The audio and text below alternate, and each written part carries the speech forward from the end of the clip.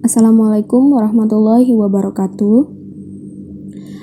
Kami dari kelompok 6 yang beranggotakan saya, Safarini Srina Nadila, Sukmaningrum, Setia Rahma, dan Sofia Okarodiana akan mempresentasikan tentang pemanfaatan radioisotop di bidang biologi pada tumbuhan dan pada hewan. Perkembangan ilmu biologi molekuler sangat erat kaitannya dengan analisis molekul kimiawi dalam tubuh makhluk hidup. Analisis molekul dapat dilakukan berdasarkan atas reaksi kimiawi yang ditimbulkan oleh interaksi dengan molekul yang lainnya, atau berdasarkan struktur fisiknya. Beberapa metode yang sering digunakan dalam studi biologi molekuler adalah penggunaan radioisotop. Isotop adalah elemen kimia yang intinya mempunyai jumlah proton yang sama, akan tetapi massa atomnya, jumlah proton dan neutronnya berbeda. Beberapa isotop bersifat tidak stabil dan mengalami peluruhan secara spontan yang terkadang diikuti oleh penyebaran radiasi elektromagnetik. Atom-atom yang bersifat demikian dinamakan radioisotop. Peranan radioisotop dalam bidang biologi. Yang pertama adalah dalam mekanisme fotosintesis. Radioisotop dapat dimanfaatkan untuk melakukan penelitian dalam proses biologi, misalnya mempelajari mekanisme dan laju reaksi fotosintesis yang membutuhkan air dan karbon dioksida, sehingga menghasilkan makanan bagi tumbuhan. Penelitian laju reaksi fotosintesis pada tumbuhan dilakukan dengan cara sebagai berikut. Tanaman yang digunakan sebagai sampel ditempatkan dalam ruangan yang mengandung karbon dioksida radioaktif. Ruangan tersebut mengandung radioisotop C14. Setelah selang waktu tertentu, tanaman tersebut dianalisis jenis serta kadar senyawa yang mengandung C14 untuk mengetahui mekanisme dan laju reaksinya. Berikut merupakan salah satu contoh mekanisme percobaan fotosintesis. Selanjutnya, peranan radioisotop dalam bidang biologi ada pada proses fisiologi pada tanaman. Tingkat keradioaktifan pada bagian-bagian tanaman, selain ditentukan dengan jalan memencacah, dapat juga dilakukan dengan teknik autoradiografi dengan bantuan film X-ray. Teknik autoradiografi pada tanaman yang dapat dilakukan dengan pertama, potong dan pisahkan bagian atas tanaman tanpa akar yang telah menyerap unsur 32P untuk beberapa saat. Kemudian, bagian tanaman itu dipres pada karton lalu dikeringkan sampai tak mengandung unsur air. Yang ketiga, sampel tanaman tersebut kemudian ditutup dengan sehelai film X-ray dan biarkan untuk beberapa saat dalam kamar yang gelap. Setelah film X-ray dicuci, akan terlihat gambar proyeksi tanaman pada film. Semakin hitam warna bagian tanaman pada film, semakin besar tingkat kandungan unsur radioaktif di situ. Pada gambar positif film X-ray, tampak keadaan sebaliknya. Semakin putih warna bagian tanaman, semakin besar akumulasi unsur radioaktif di situ. Berikut adalah contoh autoradiografi dari tanaman kacang setelah sesaat menyerap unsur radioaktif P32. Berikut adalah contoh autoradiografi dari tumbuhan black nightshade dan jagung.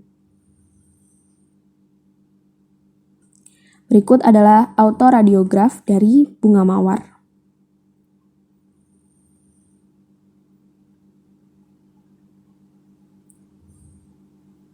Kemudian ada beberapa macam proses fisiologi pada tanaman dan hewan yang dipelajari dengan bantuan teknik radiasi. Yang pertama adalah mempelajari proses fotosintesis penggunaan unsur radiokarbon C14. Berikut adalah reaksinya.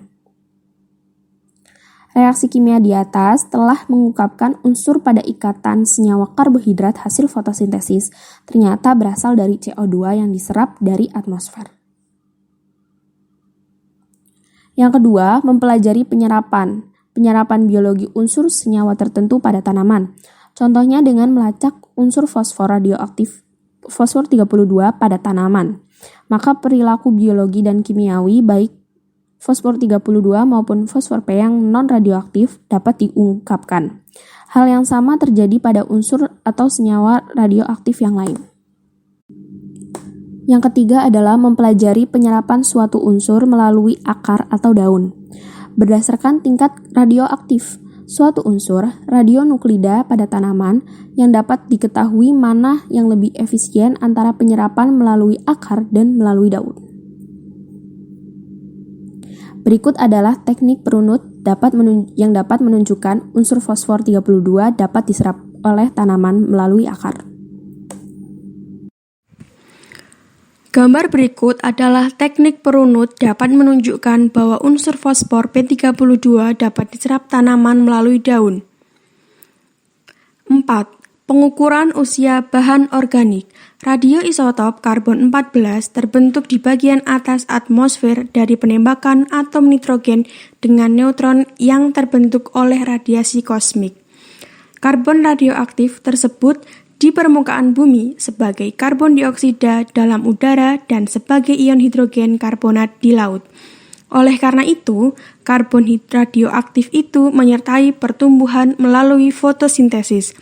Lama-kelamaan, terdapat kesetimbangan antara karbon-14 yang diterima dan yang menyeluruh dalam tumbuh-tumbuhan maupun hewan, sehingga mencapai 15,3 dis per menit gram karbon.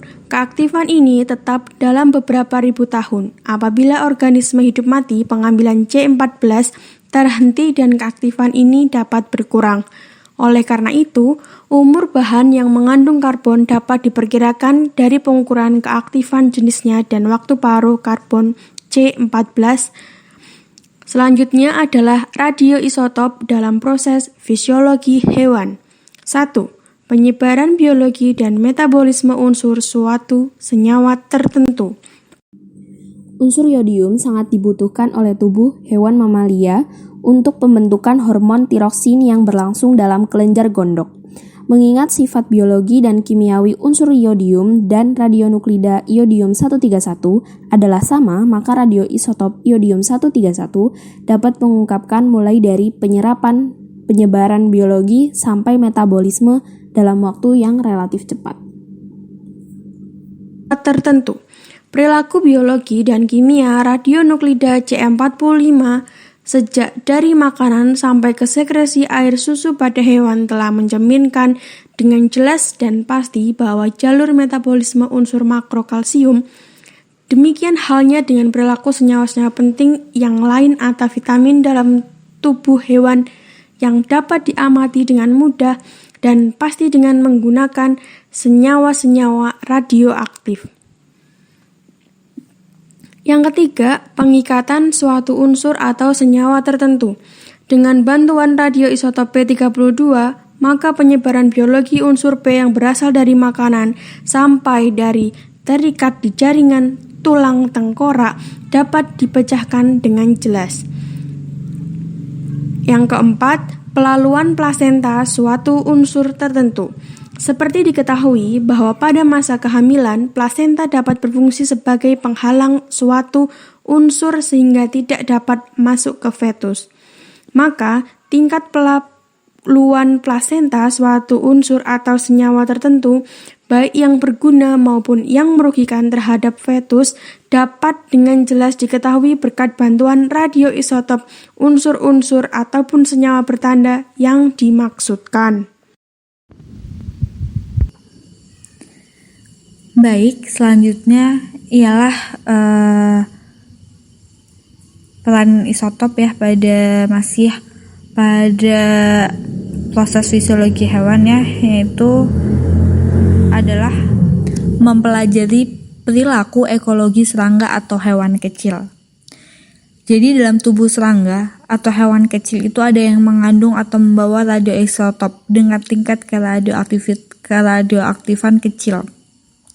Dan itu dapat diikuti atau dilacak perilaku dan gerak-geriknya. Selanjutnya, peran radioisotop dalam bidang biologi lainnya yang selanjutnya adalah menganalisis urutan basa DNA. Radioisotop banyak digunakan dalam studi biologi molekuler, seperti menganalisis urutan basa DNA. Urutan basa DNA dapat ditentukan dengan membaca autoradioaktivitas fragmen-fragmen polinukleotida pada gel elektroforesis, yaitu bisa dilihat gambarnya pada slide berikutnya ya. Ini adalah di sini kita bisa menganalisis urutan basa DNA. Baik, selanjutnya ada dua macam metode untuk mendeteksi radioaktivitas pada hasil suatu reaksi kimia yang digunakan dengan menggunakan bahan radioaktif, yaitu yang pertama dengan prinsip autoradiografi, misalnya pada penentuan urutan basa DNA seperti yang sudah dicontohkan sebelumnya. Lalu selanjutnya yang kedua, radioaktivitas juga dapat diukur dengan menggunakan alat yang disebut Geiger-Müller counter atau dengan scintillation counter. Oke. Pada slide selanjutnya ini terdapat bagian dari Geiger-Müller counter ya, yang dimana itu digunakan terutama untuk mendeteksi isotop yang memancarkan partikel beta berenergi tinggi. Misalnya 32 fosfor 24. Dan selanjutnya yaitu di sini ada sketsa tentang sketsa dari scintillation counter. Ya, scintillation counter digunakan untuk mendeteksi isotop yang memancarkan sinar gamma. Sedangkan liquid scintillation counter digunakan untuk mendeteksi isotop yang memancarkan partikel beta dengan energi yang rendah. Selanjutnya, peranan radioisotop dalam bidang biologi lainnya, yaitu yang pertama, mempelajari pengaruh unsur-unsur hara selain unsur nitrogen, fosfor, dan kalium terhadap perkembangan tumbuhan. Yang kedua, memacu mutasi gen tumbuhan dalam upaya mendapatkan bibit unggul. Dan yang terakhir adalah isotop radioaktif seperti hidrogen, karbon, 32 fosfor, 35 sulfur, rubidium, dan iodin dapat digunakan untuk mengetahui aspek metabolik dalam sel, bakteri, hias, tanaman, binatang, dan manusia dalam mengurai sifat dasar pada materi genetik. Baik, cukup sekian presentasi dari kelompok kami, yaitu tentang peranan-peranan radioisotop dalam bidang biologi, baik pada tumbuhan dan maupun hewan. Ya, semoga bermanfaat untuk kita semua. Mohon maaf bila banyak kekurangan dari kelompok kami, dan terima kasih sekali lagi untuk partisipasinya. Dari kami cukup sekian. Wassalamualaikum warahmatullahi wabarakatuh.